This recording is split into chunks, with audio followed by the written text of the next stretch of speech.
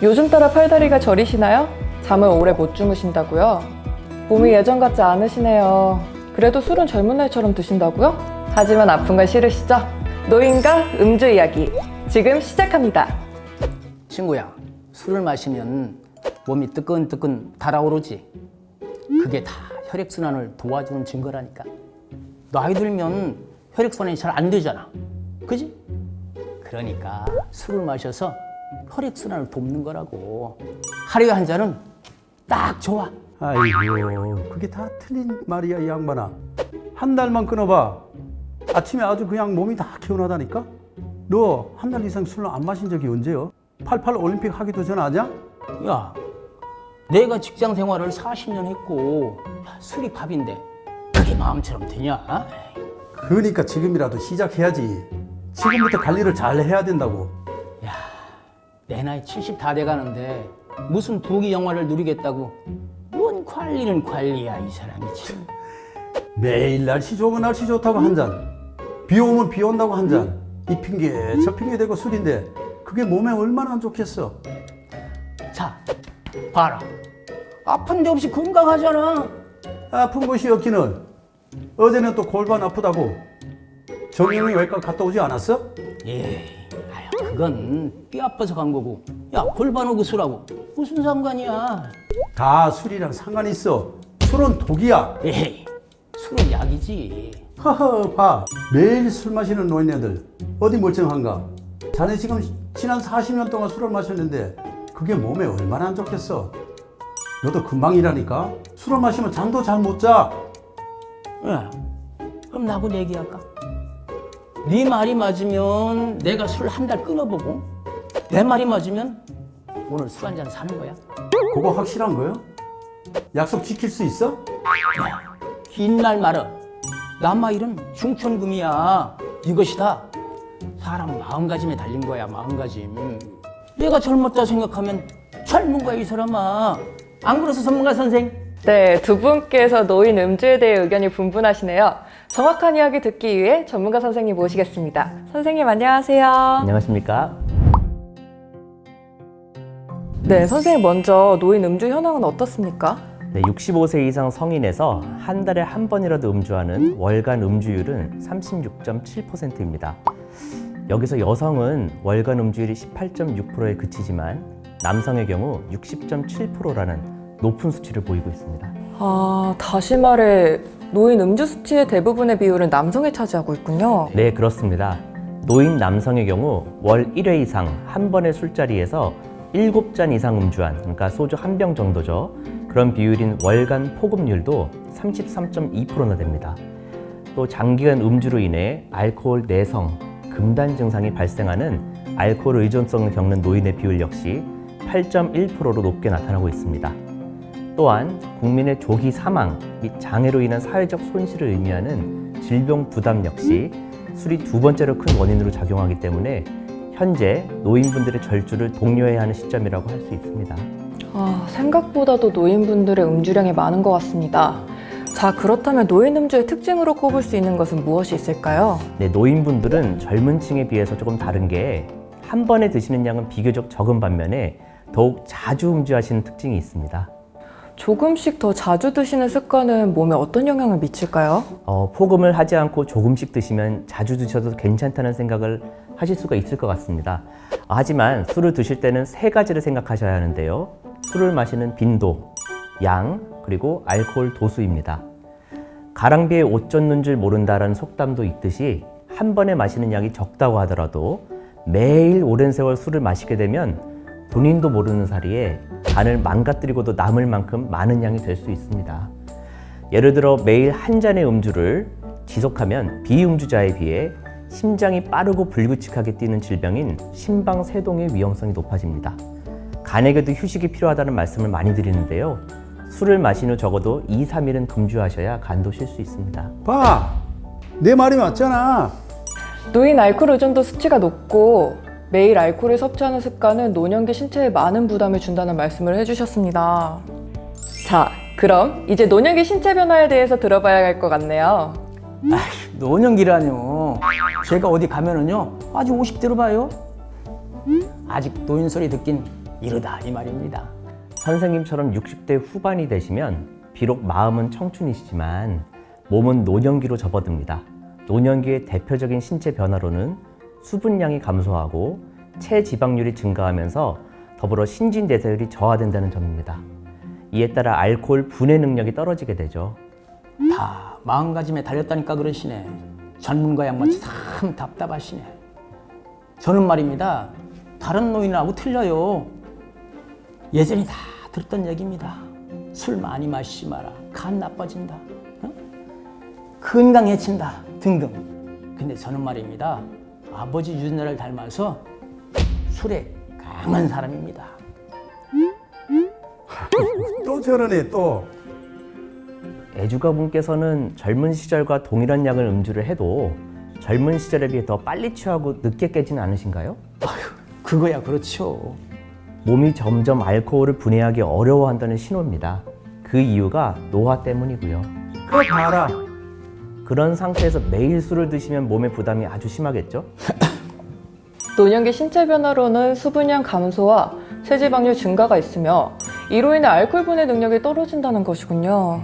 노년기 신체적인 변화와 함께 정서적인 변화도 있을 것 같은데요. 네, 그렇습니다. 대표적으로 친구들과 배우자가 떠나가는 상실의 시기이기도 하죠.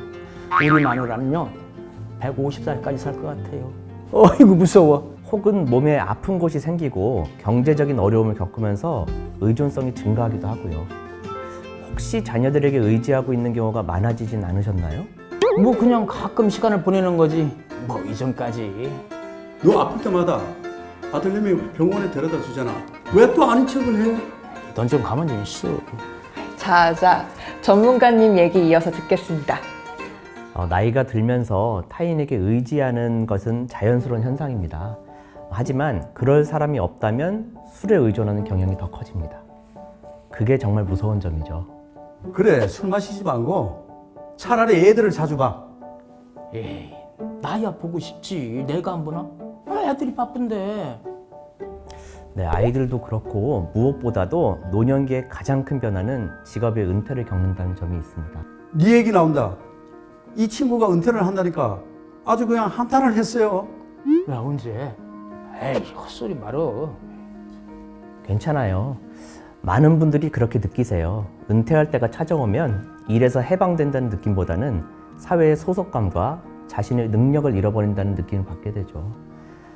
대부분 양로원에서 육체적 편안함을 얻는 것보다 사회에서 의미 있는 일을 쭉 하길 원하시니까요. 그래서 은퇴 후에 좌절하시는 것도 무리가 아니에요. 좌절한 적 없어요. 그냥 적적한 거지. 그럴 때 술을 더 찾게 되시죠? 그럼 뭐 더 할 일 있나요? 남는 게 시간인데. 그러니까 그러면 몸을 망친다니까. 정리하자면 노년기에 접어든 노인분들은 첫째로 가까운 사람들을 떠나보내며 상실감을 느끼게 되고, 둘째로 경제적 어려움, 신체 노화로 인해 타인에 대한 의존성이 증가하며 마지막으로 은퇴라는 큰 변화를 겪게 되면서 종합적으로는 알코올 의존에 취약한 상황에 놓이게 된다는 말씀이시군요. 자, 그럼 제가 한번 물어볼게요. 전문가 양반. 나이 들어 술 마시면 뼈가 아프다느니 잠을 잘 못 잔다느니 하는데 그 말이 맞는 말입니까? 자, 애주가분께서 음주가 노인에게 미치는 영향에 대해서 질문 주셨는데요. 이에 앞서 우선 음주 도중에 알코올이 몸에 미치는 영향에 대해서 알아볼까요?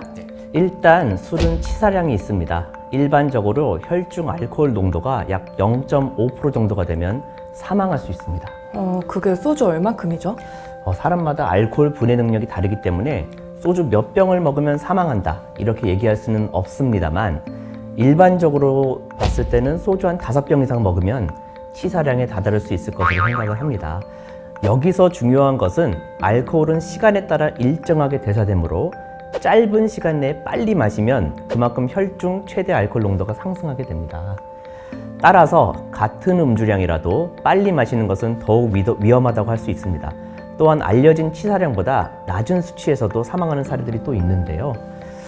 급성 알코올 중독으로 인한 호흡 중추 마비까지 발생하진 않더라도 일사불성이 된 이후에 구토를 하고 토사물로 인해 질식사하는 경우들이 꽤 많습니다. 그 외에도 알코올성 케톤 산증이라 불리는 대사성 질환이 급성으로 발생하면서 사망하는 경우도 종종 있습니다. 아휴, 누가 그렇게 술 마시나? 다들 술량을 정해놓고 마시진 않잖아요. 일단은 두세 잔으로 가볍게 시작하죠. 소주 두세 잔 마시면 일시적으로 기분 업되면서 감각이 약간 마비됩니다. 소주 한 병을 드시면 말이 많아지고 불안감이 해소됩니다.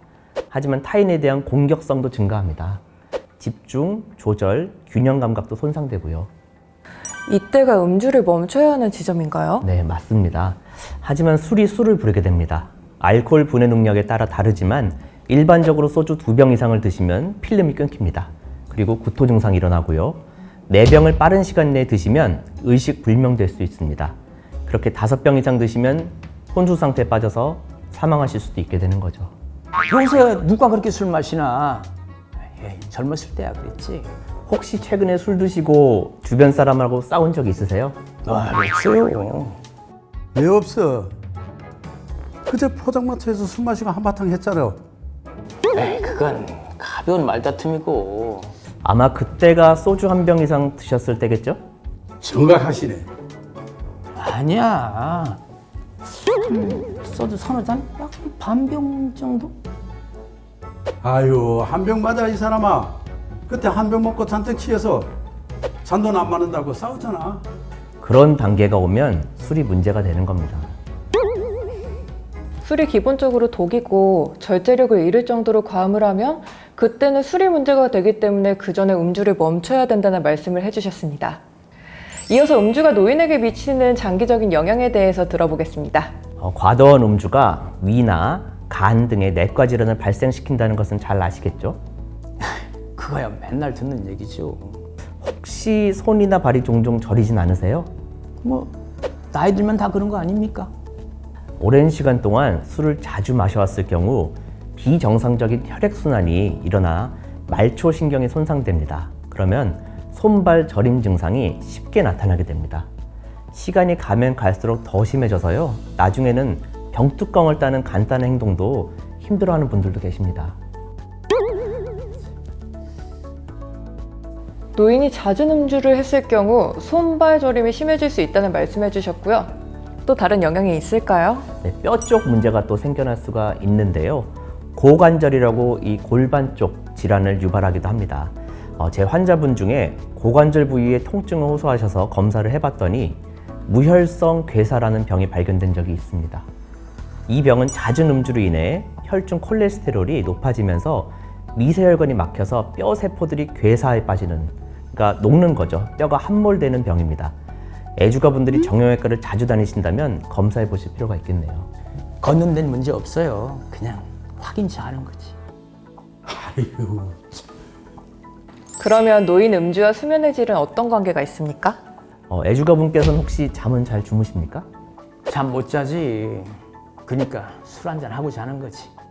알코올은 담배와 더불어서 가장 흔히 남용되는 중추신경 억제제인데요.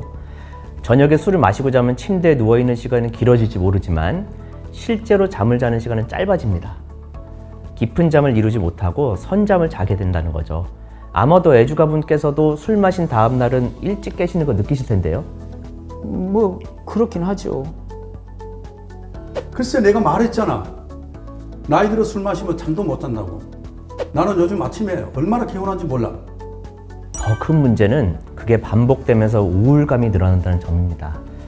깊은 잠을 못 자고 항상 피곤한 상태로 낮 시간을 보내다가 기분이라도 좋아지기 위해서 다시 술을 마시게 되면 잠깐은 좋겠지만 평상시에 분비되는 도파민 양이 줄어들어서 평소에 술을 더 찾게 되고 그게 반복되면 알코올 중독으로 이어집니다. 음주의 악순환인 거군요. 그렇습니다. 우울증과 알코올 중독은 실과 바늘이에요. 같이 해결돼야 하는 문제입니다. 그참. 작은 행복이 중요한 거요. 술 마시면 그걸 느낄 수가 없어. 정확하십니다. 알려진 것과 다르게 사실 술은 잠을 방해하지만 침대에 눕는 시간은 길어지기 때문에 알코올 의존성이 생길 수가 있고 이게 반복되면 우울증까지 갈 수 있다는 말씀이시군요. 노인 음주 얘기를 하면서 이 질문을 안 드릴 수가 없을 것 같은데요. 알코올성 치매에 대해서 말씀해 주시겠습니까? 알코올성 치매는 오랜 음주의 가장 무서운 병이라고 할 수 있어요. 우리 집안엔 치매 한 명도 없어요. 그건 걱정 없다 이거야. 선생님께서는 술 드시고 필름 끊기는 경우가 있으신가요? 가끔 있죠.